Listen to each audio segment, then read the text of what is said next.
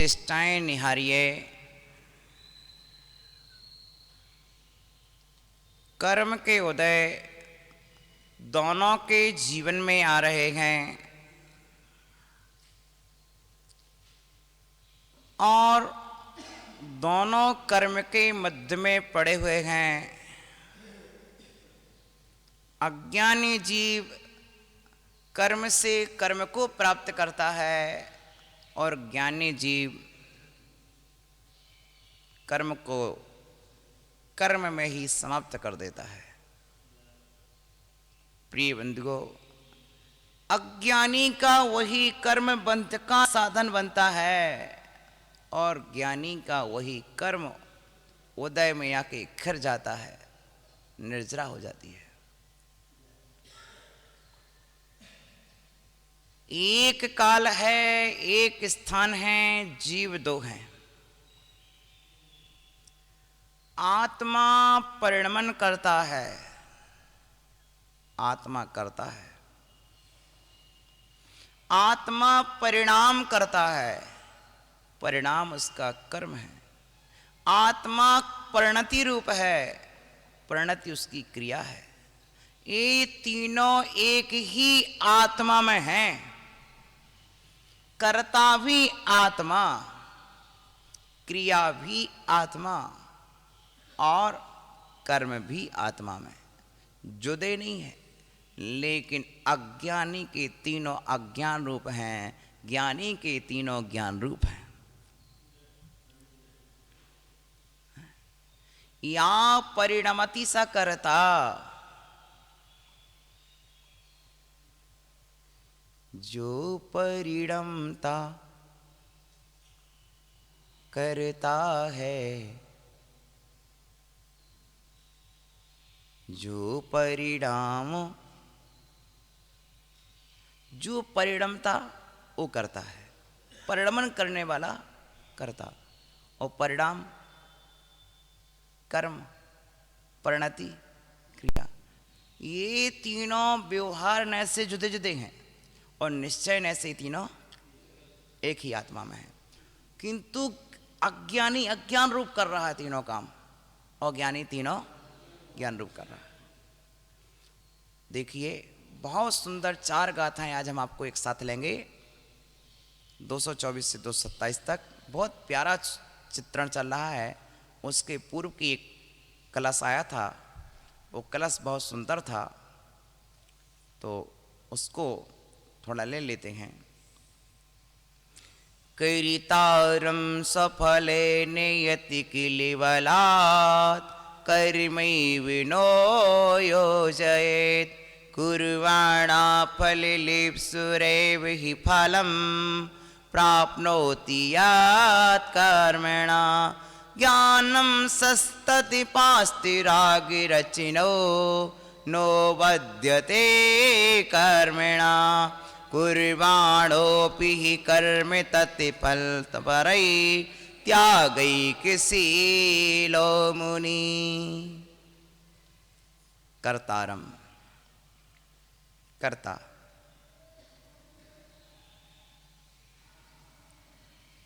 सौ फलेन, अपने फल के द्वारा, यत जो किलमन निश्चय से, बलात् कर्म एव नवोज्योत, कर्म करने वाले कर्ता को बलपूर्वक जबरदस्ती कराता नहीं है। कर्म ने जबरदस्ती नहीं की है, उदय में आया है, लेकिन तुमसे जबरदस्ती नहीं कर रहा है। तुम्हें ऐसा करना ही पड़ेगा, तुम्हें ऐसा करना ही पड़ेगा, जरूरी नहीं है। भैया देखो, श्रावक है, चौका लगाया है तो थाली दिखाएगा, लेकिन जबरदस्ती नहीं है उसकी कि ये खाना ही पड़ेगा। वो थाली दिखा रहा है, तुमको खाना हो खा लो, नहीं खाना हो नहीं खाओ, जो जो लेना हो वो ले लो, जो नहीं लेना हो वो नहीं लो, थाली दिखाई है, ठीक है ना। उसी तरह से कर्म उदय में आया है। उस उदय में हुए कर्म को तुम किस रूप भोगना चाहते हो,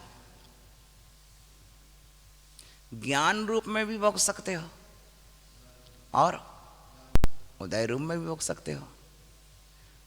उदय में लीन होकर के भोगना है कि उपयोग में लीन होकर के भोगना है?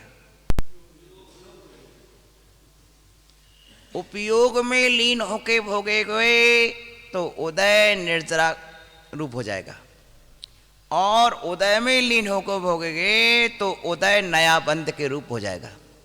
बस खेल इतना है कि कर्म के उदय को उदय रूप में भोगना है कि कर्म के उदय को उपयोग रूप में भोगना है। समझदारी इतनी, बस समझदारी सिर्फ इतनी है कि कर्म के उदय को मैं उदय रूप में भोगूं कि कर्म के उदय में लीन ना होकर के ज्ञान में लीन होकर के भोग लूं। कल का सत्र बहुत उत्तम चला था कि ज्ञान ने देखा, कभी कभी विरोध नहीं आता कि अरे ये क्या लिख रहे हैं, बिस्बेल नारी लिख रहे हैं, और ये आज कभी उसी पूजा में लिख रहे हैं माता बहन स्वता पहचानो है। तो जब ज्ञान भाव ने निहारा, ज्ञान भाव ने निहारा तो माता बहन सुता को निहारा, और भोग भाव ने निहारा तो उस बिस्बेल के रूप में निहारा। तो आचार्य ने भोग भाव का त्याग किया है, ज्ञान भाव का त्याग नहीं किया है।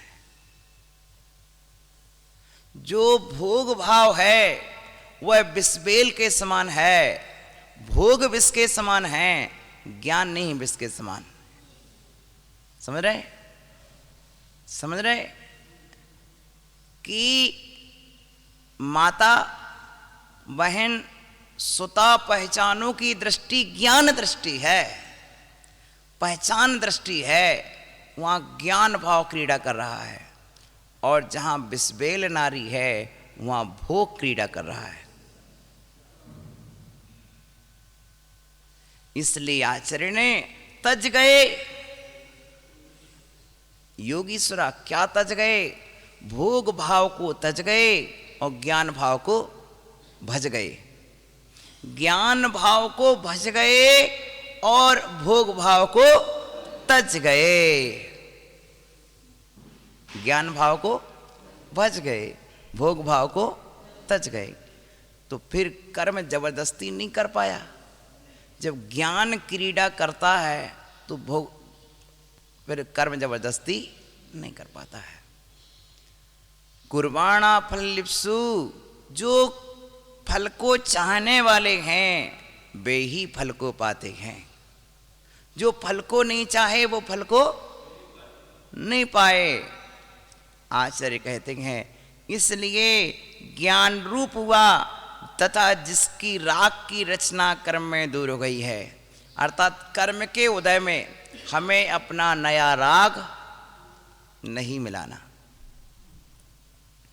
मुझे अपना द्वेष भाव मोह भाव नहीं मिलाना। तो ऐसा मुनि कर्म को करता हुआ भी कर्म से नहीं बंधता।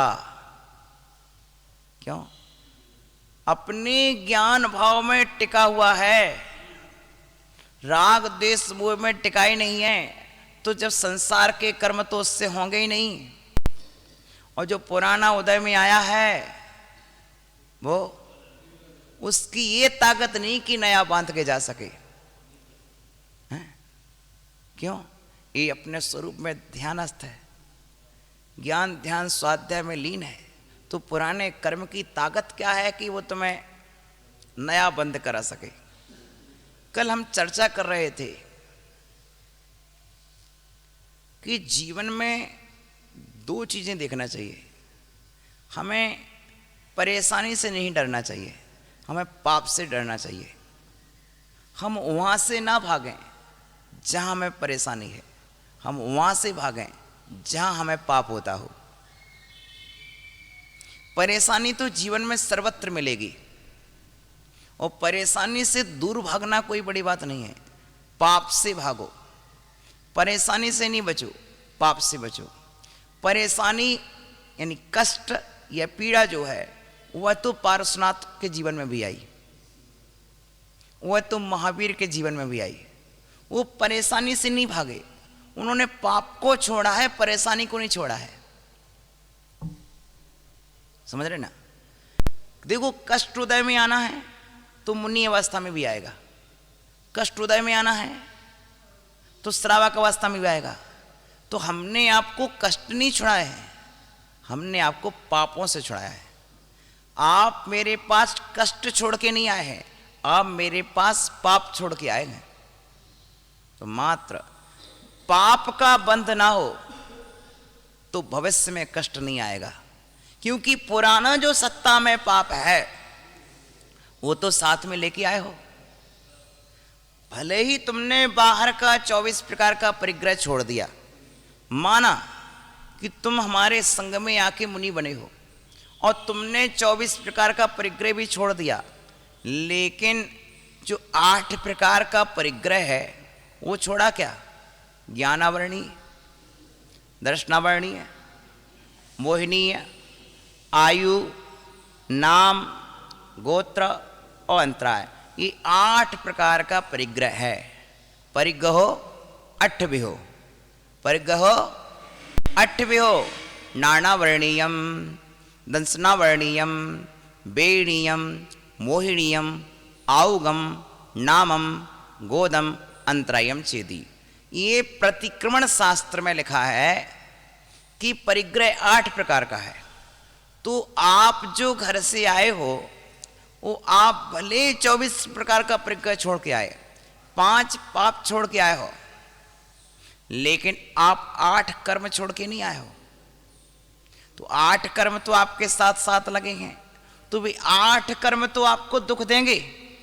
इसलिए ये मत सोचना कि घर में कष्ट नहीं होता यहाँ कष्ट होता है, या यहाँ कष्ट नहीं होता घर में कष्ट होता है। कष्ट तो दोनों जगह होगा, क्योंकि कर्म वहां भी था, कर्म यहां भी है। कोई इस आशा में साधु ना बने कि मुनि बनने के बाद कष्ट नहीं होता। हां, इस आशा से साधु बनो कि मुनि बनने के बाद पाप ना हो, और पाप नहीं होगा तो आगे कष्ट नहीं होगा, लेकिन पुराने का तो चुकता करना ही पड़ेगा। पुराना तो चुकता करना पड़ेगा कि नहीं? पुराना चुक्का करके नहीं आए तुम। हाँ, हो सकता है श्रीपाल से कर्ज लिया हो, चुका दिया हो सकता है कि आपने अजित कुमार से कर्ज लिया, चुका दिया हो, लेकिन जो कर्मों का कर्ज लेके रखा वो चुक गया क्या? नहीं चुका। सनत कुमार चक्रवर्ती को मुनि बनने के बाद बीमारी हो गई, पार्श्वनाथ को मुनि बनने के बाद उपसर्ग आया, महावीर पर मुनि बनने के बाद उपसर्ग आया, अनेक मुनि हैं जो उपसर्ग आए, तो मुनि बनने के बाद कष्ट आए। तो प्रिय बंधुओं, 2 चीजें हमारे पास कल के चिंतन में सामने आई हैं कि परेशानी से या पाप से, 2 में से किससे डरना है, किससे छूटना है, किससे बचना है? मात्र हमें परेशानी से या पाप से, बस 2 निर्णय हमारे पास होते हैं जीवन में। कितने निर्णय? 2 की बात। हमें परेशानी ना हो, ऐसा हो नहीं सकता। चर्या परिसा है, कितने परिसा है? 22 परिसा है। 22 परिसा तो तुम्हारे जीवन में है ही, 19 परिसा भी एक साथ हो सकते हैं। एक साथ 19 परिचय आपकी लाइफ में हो सकते हैं, ये भगवान का वचन है। ये तो भगवान ने पहले कह दिया। मुनि बन जाओगे तब भी एक समय में तुम्हें 19 परिचय एक साथ हो सकते हैं। तो ये तो भगवान ने बोल दिया कि तुम्हें मैं कष्टों से नहीं बचा रहा, सिर्फ पाप से बचो तो पुराना तो उदय में आएगा, लेकिन नया बंध नहीं होगा तो भविष्य में दुख नहीं होगा। पाप से बचोगे तो स्वर्ग और मोक्ष की जो प्रायोजिक क्रियाएं हैं वे तुमसे चूकेंगी नहीं, और आज की सामायिक नहीं चूकेगी तो कल का स्वर्ग नहीं चूकेगा। आज का प्रतिक्रमण नहीं चूकेगा तो कल का स्वर्ग नहीं चूकेगा। यदि आज का तुम्हारा समय को प्रतिक्रमण चूक गया तो कल के तीर्थंकर के समोषण की देशना भी चूक गई। आज स्वाध्याय में आना चूक गया तो कल क्या चूक गया? समोषण में जाना चूक गया। क्यों? आज हमारी एक क्रिया ने उसको रोक लिया जो स्वर्ग मोक्ष ले जाने वाली थी। और जिस स्वर्ग से मुझे समोषण में तीर्थंकर की देशना सुनने जाना था, तो आचार्य कहते हैं हमारी वर्तमान की जो एक क्रिया है ये हमारे भविष्य का निर्धारण करती है। होठों पे तिरकते गीतों में वर्तमान तुम्हारा दिखता है, भविष्य तुम्हारा कैसा होगा हर गीत तुम्हारा लगता है। जो हम वर्तमान में बोल रहे हैं उससे हमारा वर्तमान झलकता है, और भविष्य हमारा कैसा होगा ये हमारी एक एक बात लिखती है। तो आचार्य ने कहा कि जो मुनिराज है वो कर्म को कर भी रहा है, लेकिन कर्म में लीन होकर कर्म नहीं कर रहा है। लीन तो अपने ज्ञान स्वभाव में ही है। इसीलिए कहा ब्रुवन्नपि न ब्रूते, गच्छन्नपि न गच्छति, स्त्री कृता न तत्तस्तु, अदन्नपि न तन्नपि, पश्यन्नपि न पश्यति।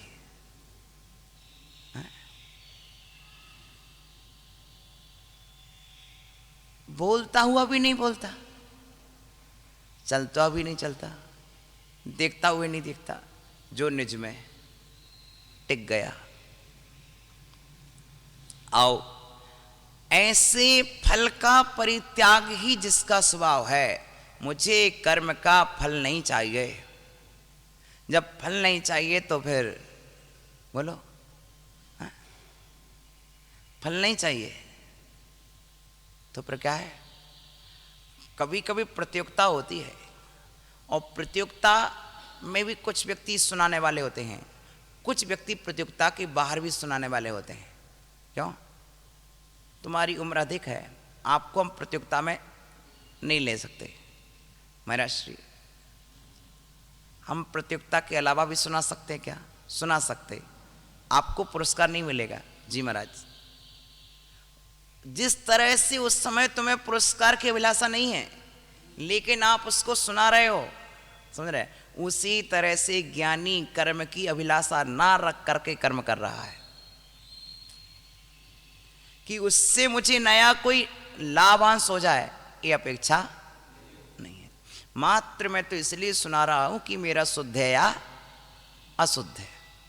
इसलिए मैं अपना कर्म इसलिए कर रहा हूं कि इसके बिना चल नहीं सकता।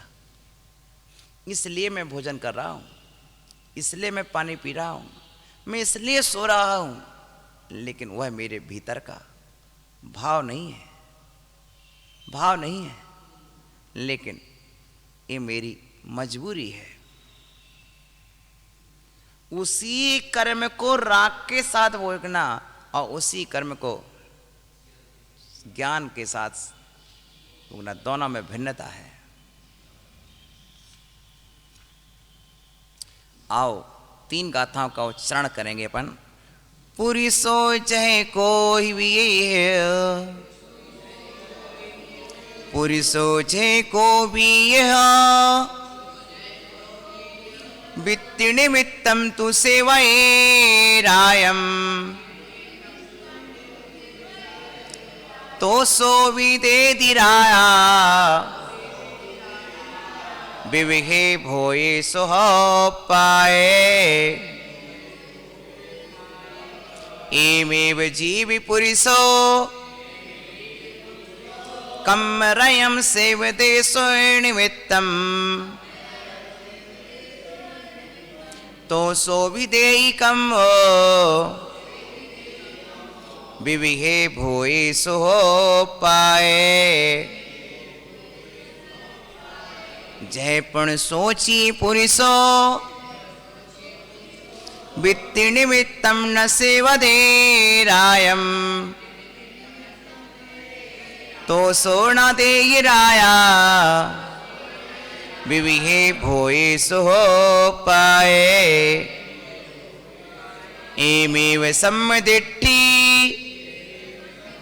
विषयतम सेवेण कम्मरयम् तो सोना दे कम्मो विविहे भोए सो पाए जय को भी पुरुषो जैसे कोई पुरुष यहां पर क्या वित्ति निमित्तम वित्त के निमित्त धन के लिए सेवीरायम राजा की सेवा मालिक की सेवा सेठ की सेवा करता है। जैसे कोई पुरुष वित्ति निमित्तम धन के लिए राजा की सेवा करता है। उदाहरण प्रसिद्ध दिया जाता है, ठीक है ना, उदाहरण प्रसिद्ध रूप से दिया जाता है। तो सो भी दे दी राया, तो वह राजा भी उसको देता है। क्या देता है? विविध प्रकार के सुख को उत्पन्न करने वाले भोग को देता है, अर्थात धन भी देता है, वस्त्र भी देता है, कभी आभूषण भी देता है, कभी भोज्य सामग्री भी देता है। राजा की न्याय नीतिवान राजा है तो सभी प्रकार से भला चाहता है। तो जो पुरुष धन के लिए राजा की सेवा करता है उसे क्या मिलता है? धन मिलता है। किंतु जो धन के लिए, तो राजा भी क्या करता है? धन देता है। पहली गाथा पूरी हो गई कि जो पुरुष धन के लिए राजा की सेवा करता है और सेवा के फलस्वरूप राजा भी उसे धन देता है। उसी तरह अज्ञानी जीव क्या करता है? कर्म रूपी राजा की सेवा करता है। किसकी सेवा कर रहा है? अज्ञानी जीव कर्म रूपी राजा की सेवा करता है। किस लिए? सुख के लिए।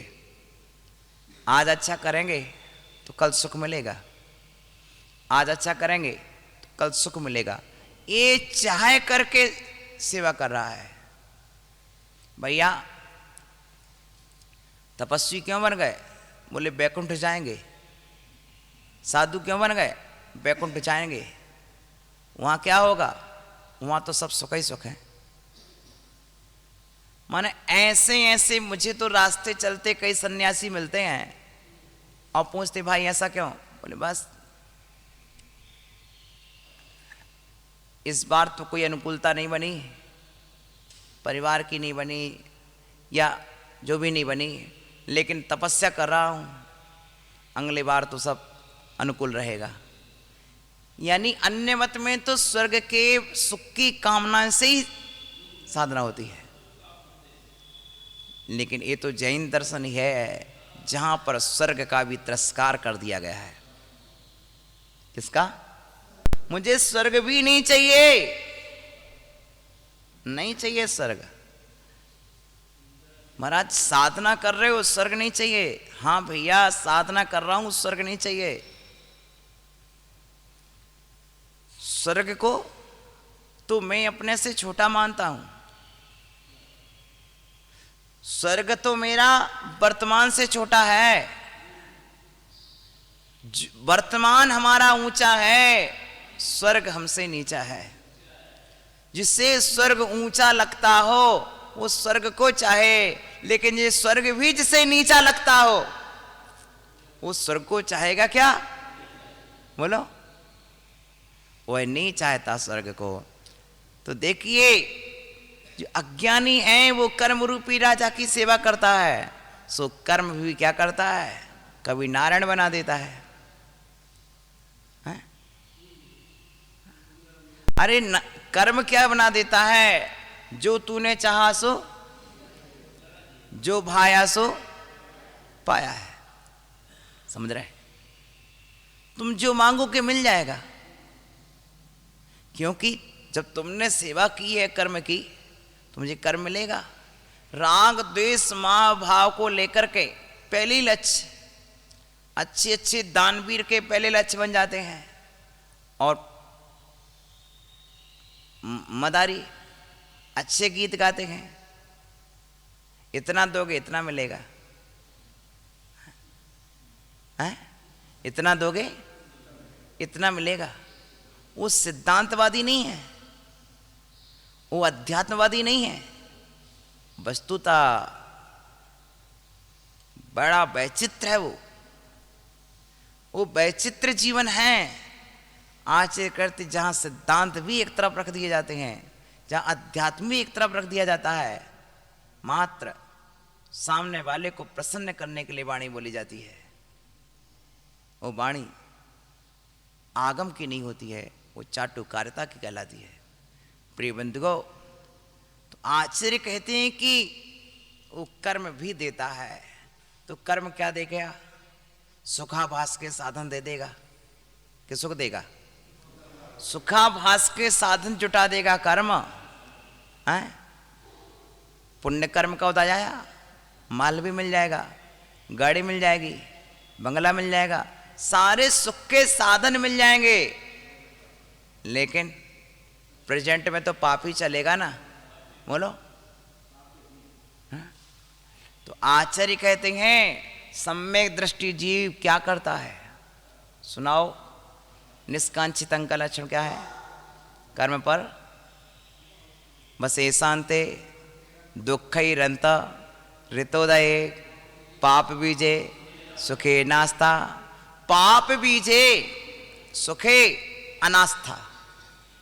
पाप का बीज जो है उस सुख में तो मेरी आस्था भी नहीं है। निकांक्षित, कोई आकांक्षा ही नहीं है। जिस सुख में पाप पलता हो वो सुख मुझे नहीं चाहिए। मैं उस सुख का तिरस्कार और परित्याग करता हूं जिस सुख में पाप पलता हो। जिस सुख में पाप पलता है मैं उस सुख का त्याग करता हूं।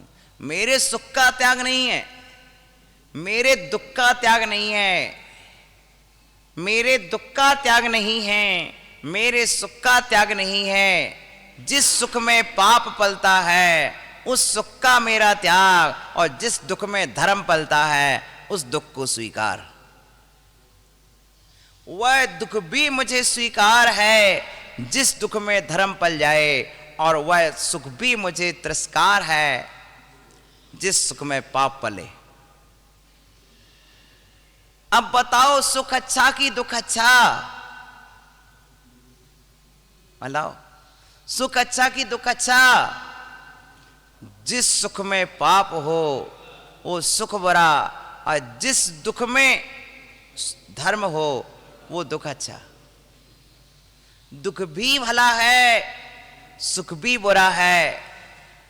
यदि दुख में तुम धर्म कर सकते हो तो दुख भी भला है, और सुख में यदि पाप करते हो तो सुख भी बुरा है।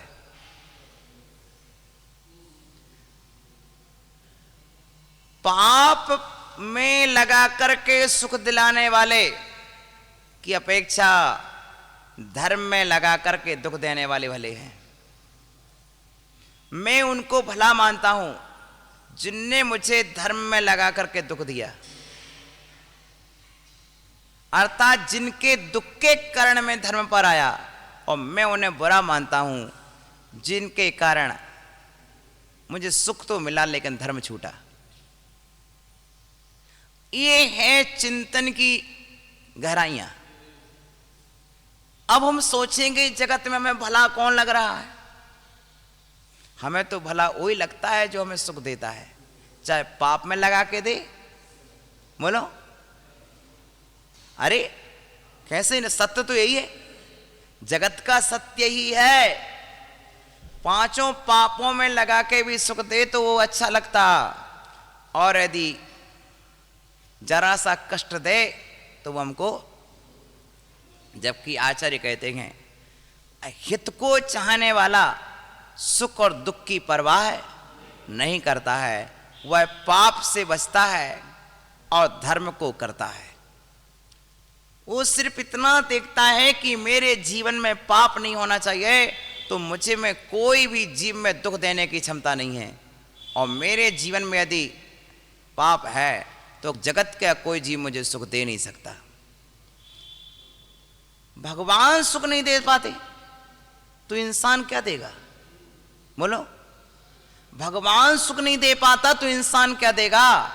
इसलिए ये पक्की श्रद्धा करके जीव पाप बीजे सुखे अनास्था, जिसमें पाप पलता है वह सुख मुझे नहीं चाहिए। त्याग उस सुख का, और वह दुख भी मुझे स्वीकार है जिस दुख में धर्म पलता हो। वो कष्ट भी स्वीकार है, ये कष्ट में धर्म पल जाए। बोलो, सच है? कष्ट होता होगा। कोई महाराज 4 बजे उठते हैं, कोई 3 बजे उठते हैं, कोई 2 बजे से उठ के साधना में जुट जाते हैं। कष्ट तो होता होगा, लेकिन वो कष्ट भी स्वीकार है, जो कष्ट में धर्म पलता है। सामायिक तो होती, प्रतिक्रमण तो होता, स्वाध्याय तो होता, तो कष्ट भी स्वीकार है जिस कष्ट में धर्म पल जाए। बताओ, इसलिए कहते हैं साधु संघ में निंदा मिलती वह भी श्रेष्ठ कहाती है। असंयमों से पूजा पाना संयमशील नसाती है। भैया, यदि तुम्हें असंयमी लोग तुम्हारी पूजा भी करें तो भी तुम्हारे दुख का कारण है, और साधु तुम्हारे लिए तिरस्कार भी करें तब भी तुम्हारे सुख का कारण है। क्या? वरम संयतता निंदा शील संयम साधनी, ना तू असंयतता पूजा शील संयम नासनी। अमित गति आचार्य ने लिखा है मरण कंडिका में। ठीक है ना भैया? ऐसे प्यारे श्लोक लिखे हैं जैनागम में कि निंदा से भी नहीं डरो, प्रशंसा से बचो। प्रशंसा पतन करा देती है और निंदा ऊंचाई पर ले जाती है। भले ही तत्काल में वो निंदनीय वचन लग रहे हैं, लेकिन भविष्य के अनंत सुख के कारण हो सकते हैं। प्रिय बंधुओं, निंदित कार्य से डरो, निंदा से नहीं डरो। क्या? निंदित कार्य से डरो, निंदा से नहीं डरो। क्योंकि तीर्थंकरों ने बताया है कि निंदित कार्य नहीं करना, निंदित कार्य नहीं करना, लेकिन निंदा में तो समता रखना। निंदा में समता रखना और निंदित कार्य नहीं करना, बहुत महान बात चल रही है। लोग कहते हैं हम निंदा से डरते, निंदा से नहीं डरना, निंदित कार्य से बचना है। क्योंकि कोई भी कर्म किसी भी भाव का कभी भी उदय में आ सकता है, उस पर तुम्हारा अधिकार नहीं है। तुम क्या डरोगे उससे? बोलो, वर्तमान में निंदित कार्य ना हो, इससे डरना साधना है। क्या? निंदा से डरोगे तो क्या करोगे? छोड़ के भाग जाओगे? हैं? निंदा से डरोगे तो छोड़ के भाग जाओगे, धर्म और छोड़ दोगे? हैं? तो क्या करना है? निंदा से नहीं डरना, निंदित कार्य से डरना है। सीता बोलती मैं निंदा से नहीं डरती, मैं निंदित कार्य से डरती हूं। सीता ने यही कहा कि मैंने निंदित कार्य नहीं किया है। निंदा पराधीन है, निंदित कार्य स्वाधीन है।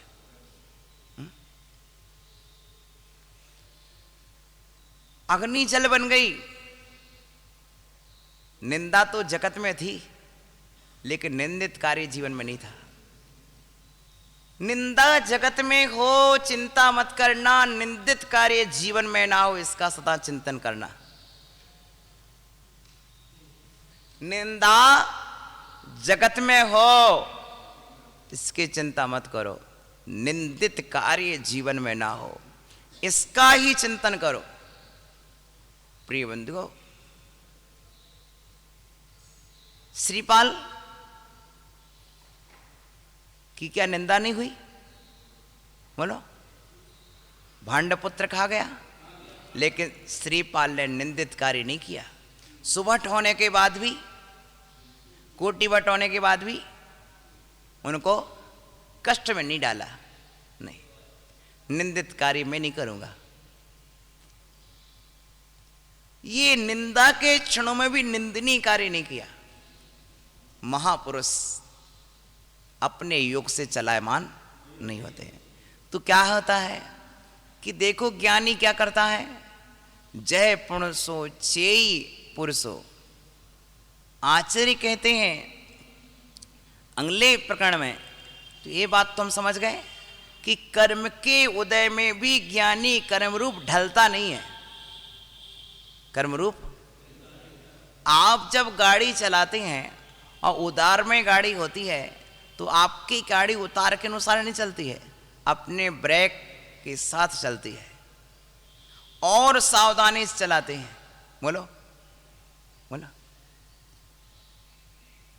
लेकिन कोई ऐसे हो जिनकी गाड़ी में ब्रेक ना हो, वो गाड़ी उतार पर हो तो क्या होगा? गाड़ी में ब्रेक नहीं, उतार आ जाए तो गाड़ी गड्ढे में जाना ही जाना है। प्रिय बंधुओं, इसी तरह जिनके जीवन में विवेक नहीं है और कर्म उदय आ जाए तो गाड़ी गड्ढे में। जय पुरुषो ची पुरुषो वित्तीर्ण मित्तर्णा सेवदे रायम। एक पुरुष ऐसा है जो राजा के पास तो आता जाता है, काम भी कर देता राजा के, लेकिन राजा से उसको धन पाने की अभिलाषा नहीं है। तो क्या राजा उसे धन देता है, वेतन देता है क्या? बोलो। फिर राजा उसे वेतन नहीं देता है, क्योंकि उसने वेतन के लिए काम किया ही नहीं है। तो राजा भी उसे वेतन नहीं देता है। उसी तरह सम्यक दृष्टि जीव अब क्या है, कम्मरयम विषयत्थम सेवड़े न कम्मरयम, विषयों की प्राप्ति के लिए कर्म की सेवा नहीं कर रहा। कर्म तो कर रहा, कर्म तो कर रहा, लेकिन विषयों की प्राप्ति के लिए नहीं कर रहा। कितना अच्छी बात है। कर्म तो कर रहा है पर आगामी भोगाकांक्षा निदान उसके जीवन में नहीं है कि भविष्य में कुछ मिल जाए, ऐसी कोई अभिलाषा नहीं है। तो क्या होता है, ऐसा जीव को वह कर्म भी कुछ देता है क्या? बोलो। नहीं देता। कर्म कर्म उसको देता ही नहीं कुछ, क्योंकि तुमने मेरे निमित्त कुछ किया ही नहीं। तुमने मेरे लिए कुछ किया होता तो मैं कुछ आपको देता। ये कौन बोलता है? कर्म बोल रहा। कर्म बोल रहा है कि तुमने सब कुछ किया है, लेकिन क्या मुझे चाहकर किया है? मैंने कहा नहीं, मैंने तुझे चाहकर नहीं किया। तो बोले मैं तुझे कुछ नहीं दूंगा। मैंने कहा मुझे नहीं चाहिए, मुझे कोई कर्म नहीं चाहिए, मुझे तो निष्कर्म दशा चाहिए, सिद्ध स्वरूप चाहिए। वो तेरे पास है नहीं। जब तू मरेगा तभी मुझे मिलेगा। है? जब कर्म नष्ट होगा तभी मुझे मेरा सिद्ध स्वरूप मिलेगा। ये तथ्य है। तो सम्यक दृष्टि जीव पूजा करता है, भक्ति करता है, स्वाध्याय करता है, सब कुछ करते पर भी क्या उसके दिल में बैठा है कि मुझे विषय भोग मिले? पूजा भक्ति उपासना करते हुए उसके चित्त में ये नहीं आता है कि मुझे संसार के शरीर के विषय भोग मिले। और है यदि तो वो सम्यक दृष्टि का दोष है, वो गुण नहीं है, दोष है। सम्यक दृष्टि जीव कभी विषयों की अभिलाषा चित्त में रख के धर्म नहीं करता है, धर्म को दूषित नहीं करता है, अपनी भावनाओं को दूषित नहीं करता है। वह तो इतने निर्मल भाव से धर्म करता है कि उसे नहीं चाहिए विषसरीखे भोग, विषय उसे नहीं चाहिए। वह जानता है ये विषय भोग तो विष के समान है, मुझे नहीं चाहिए। क्यों? क्यों? सम्यक दृष्टि विचार करता है क्या? कैसे विष? भोज भुजंग समान, भोग भुजंग समान ऐसे हैं। अथवा सम्यक दृष्टि जानता है कि ये जो भोग हैं, भोग संयोगी मनोहर मन वांछिति जन पावे। ज्यों ज्यों भोग संयोगी मनोहर मन वांछिति जन पावे।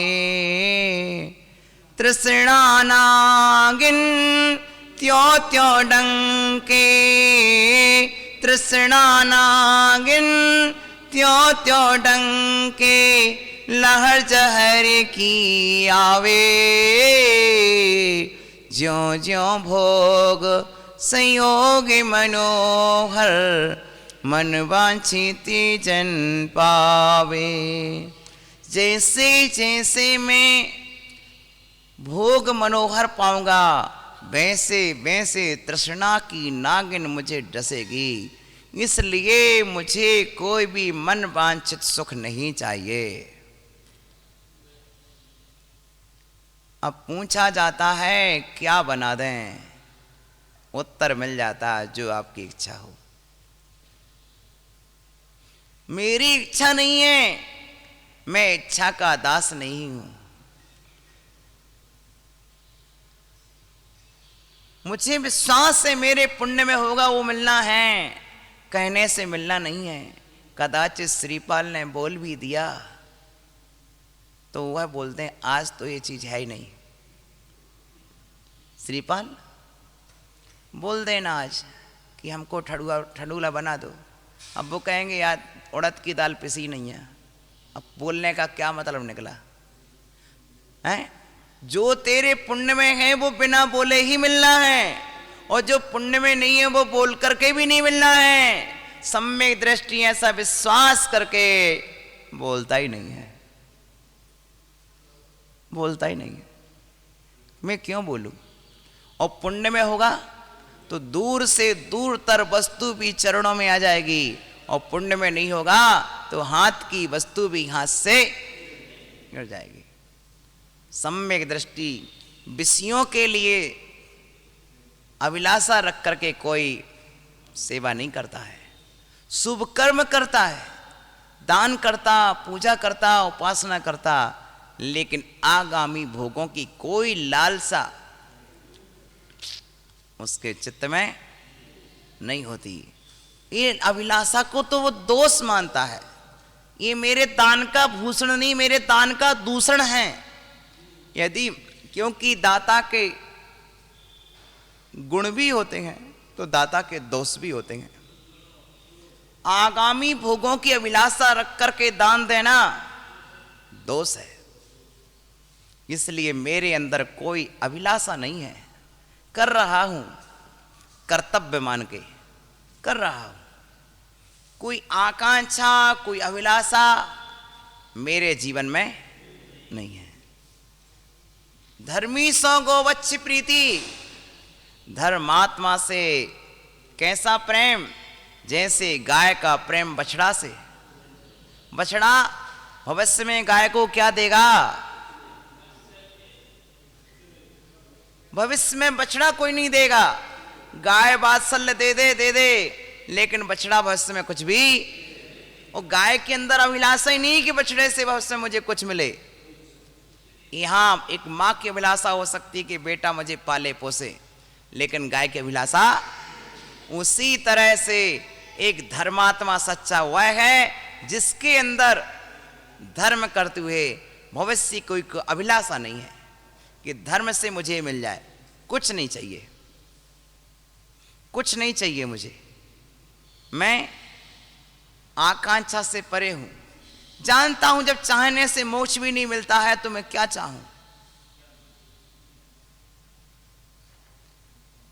तो इस तरह से सम्यक दृष्टि विषयों के लिए कर्म की सेवा नहीं करता है तो वह कर्म भी उसे विविध प्रकार के भोगों को नहीं देता है। समझ रहे ना? ये बात अच्छी समझ लेना कि एक के लिए मिला और दूसरे के लिए नहीं मिला। ऐसा क्यों हुआ? भाई जिसने जो अभिलाषा रखी थी वो मिली, और तुमने अभिलाषा नहीं रखी थी तो तुमको वस्तु नहीं मिली। नहीं मिली क्योंकि छोटी उपलब्धि तुम्हारे मिलने के योग्य नहीं थी। तुम रोते हो, उनको तो मिल गया हमको नहीं मिला। ज्ञानी मत रोना, क्योंकि तुम इस उपलब्धि की, तुम्हें इस उपलब्धि के योग्य नहीं चुना गया, तुम और किसी बड़ी उपलब्धि के योग्य हो। क्योंकि छोटे पुरस्कार छोटे पुरस्कार में संतुष्ट कर देना कोई महान काम नहीं है। जो आईपीएस की तैयारी कर सकता हो उसे ट्यूशन पढ़ाने में लगा देना, बोलो अच्छी बात।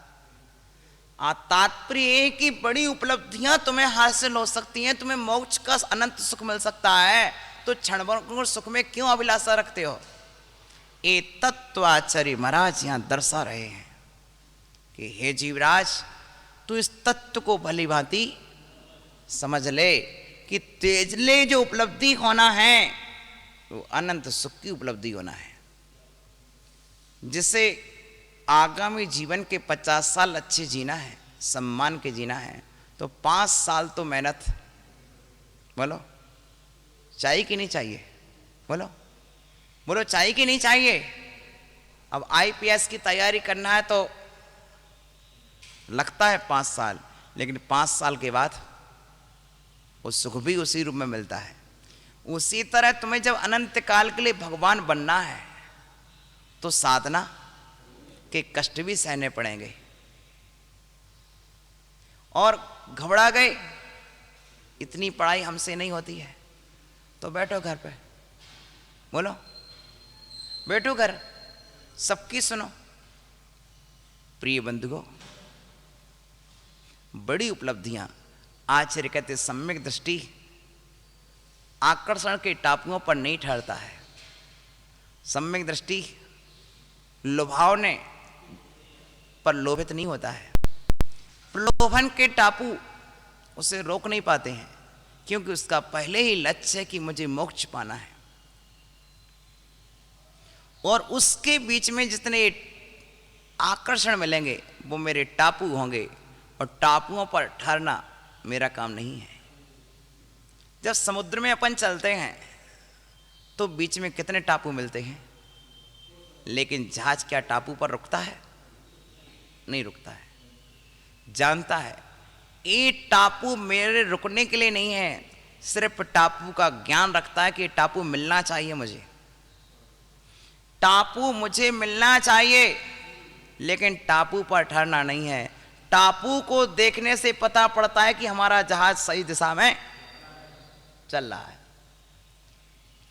टापू को देखने से पता जरूर पड़ रहा है कि जहाज सही दिशा में चल रहा है, लेकिन टापू पर मुझे रुकना नहीं है। समझ रहे? बड़े जहाज वाले छोटे टापुओं पर नहीं रुकते हैं महाराज। बड़े जहाज वाले छोटे टापुओं पर नहीं रुकते। वे जानते हैं कि हमने चलना शुरू किया है किनारे से, और किनारे पर ही पहुंचना है, वहीं पर जाके चल लेंगे। एक निश्चित समय से उन्होंने यात्रा शुरू की है, निश्चित समय के भीतर उन्हें पार होना है। उसी तरह से हमने एक यात्रा शुरू की है और मुझे इतने समय के भीतर पार हो जाना है, और यदि इतने समय के भीतर पार नहीं हो पाया तो अनंत काल के लिए निगोद में जाना पड़ेगा। पता है सम्यक दृष्टि को कि मैं सिर्फ 2000 सागर के लिए तत्पर्याय में आया हूं। 2000 सागर के लिए आया हूं, और मेरा 2000 सागर, सागर की उम्र कहां बीतती है बता दो भैया। श्रीपाल, सागर की उम्र कहां है? नरक में और स्वर्ग में, नरक में और स्वर्ग में। तो मेरे 2000 सागर जितने हैं नरक और स्वर्ग में ही बीतेंगे, और कहीं नहीं बीतेंगे। आचार्य ने लिखा कि 640 और 1260 के ऐसा आंकड़ा बनाया कि इतना सागर जीव स्वर्ग और नरक में बिताता है, इतना स्वर्ग और नरक में ही बिताता है। दूना समय नरक का है,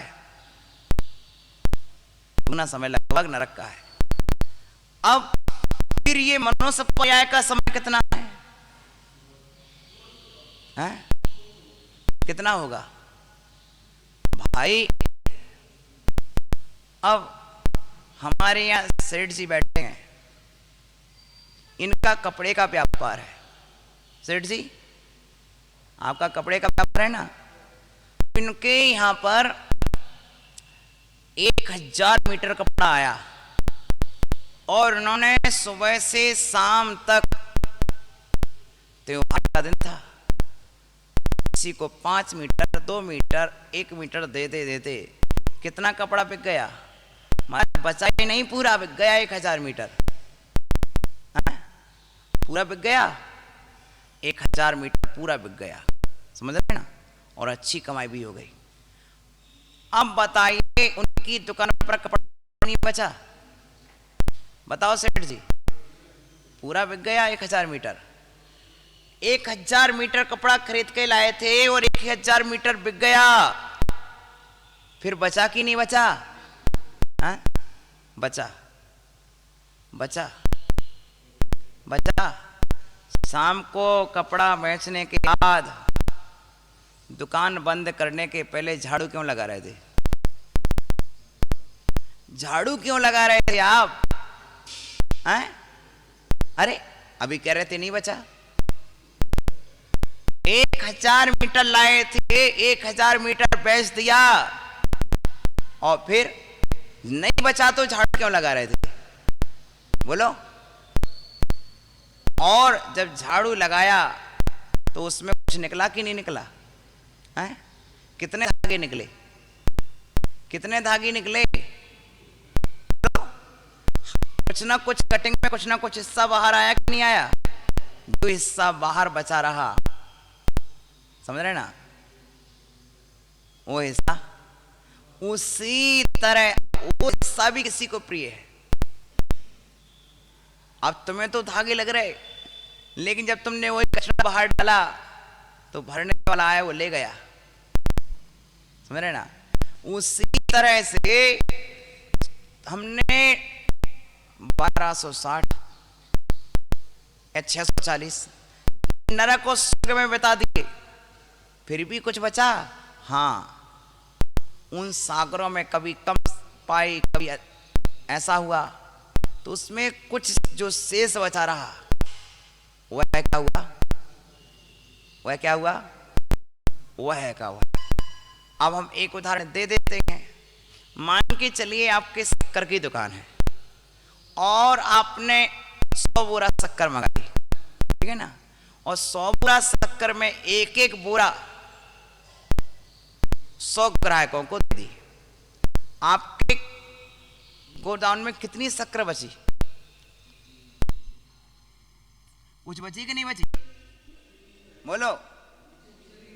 हाँ, शक्कर बेचने वाले के यहां पर उतनी शक्कर एक एक करके पूरे बेच भी ली, इनकम भी पाली, फिर भी शक्कर बची है। क्या बची? नहीं बची तो सफाई क्यों कर रहे हो? झाड़ क्यों रहे हो? तो भैया जैसे झारन चूरन की थोड़ी बहुत शक्कर बची रहता है, ऐसे ही थोड़ी बहुत समय अपन को मनुष्य पर्याय का मिला है। भैया अब आपकी दुकान पे जो कर्मचारी लगो, इतना ही बल पे लगो है कि सफाई में जो आए सो वो हमें मिले। समझ रहे ना? समझ रहे ना? जो ट्रक की सफाई करने वाले होते हैं, झाड़ने वाले, बोलते हम झाड़ने दे दे, फ्री में झाड़ देंगे, लेकिन जो झाड़न को मिलेगा वो, अर्थात उसको उसी में कल्याण करना है। मालिक को तो 100 बोरा बेचने का लाभ हुआ है, लेकिन उस कर्मचारी को उसी में, अर्थात तुम्हारे लिए बहुत अल्प जीवन में, और इसी अल्प जीवन में तुम्हें अपना भला करना है। जो सागर मिले थे वो नरक में खो दिए, जो सागर मिले थे वो देव पर्याय में खो दिए। अब क्या है भैया हाथ में? तुम्हारे हाथ में सागर नहीं आया, तुम्हारे हाथ में तो कुछ झारन झूरन शक्कर जैसे कुछ दाने आए हाथ में, और उसी में तुम्हें भला करना। क्या है? थोड़ी सी जिंदगी है। सागरों की जिंदगी किसी मनुष्य की नहीं है, सागरों की जिंदगी किसी त्रियंश की नहीं है। भला करने वाले सागरों में जीते हैं। कल्याण करने वालों की जिंदगी सागरों की नहीं है। साधना करने वालों को सागरों नहीं चाहिए, उन्हें तो थोड़ा ही पर्याप्त है। वो थोड़े में सब कर लेते हैं। प्रिय बंधुओं, अर्थात थोड़ा सा है, सम्यक दृष्टि जीव विषयों के सेवन नहीं करता है, वह तो जितनी सेवा करता है आत्मा के लिए कर रहा है। मुझे कल कुछ नहीं चाहिए, मेरी आज की साधना आत्मा के लिए है, मुझे लौट के कुछ भी नहीं चाहिए। जैसे श्रावक मुनिराज को आहार दान दे देता है, लौट के नहीं बोलता कि महाराज इसके बदले में हमें ये चाहिए, उसी तरह सम्यक दृष्टि कर्म से लौट के नहीं चाहता कि कर्म तुझे मुझे कुछ दे, नहीं, कोई अभिलाषा नहीं, बस कर रहा है। जानता है कि नहीं भी करूंगा तब मुझे, तो आचार्य और सुंदर कहते हैं, छोटा सा देख रहे हम, कृतम ये फलम सकर्मि कुरुते नेति प्रतिमोमयम् किन्तस्यापि कुतोऽपि किंचिदपि तत्ति कर्मवासिन पतेत् तस्मान्नापतिते त्वकम्पि परम ज्ञान स्वभावे स्थितो ज्ञानी किं कुरुते किं न कुरुते कर्मेति जानाति का। भैया जिसने त्यक्तम अर्थात फलम त्यक्तम, जिसने कर्म का फल त्याग दिया है। काय का त्याग? कर्म के फल का त्याग। ऐसी प्रतीति हम नहीं करते कि जिसने कर्म फल छोड़ दिया, वह वयम प्रतिमो नाम, वैसा नहीं सोचते कि कर्म फल छोड़ दिया वो कर्म करता कि नहीं करता।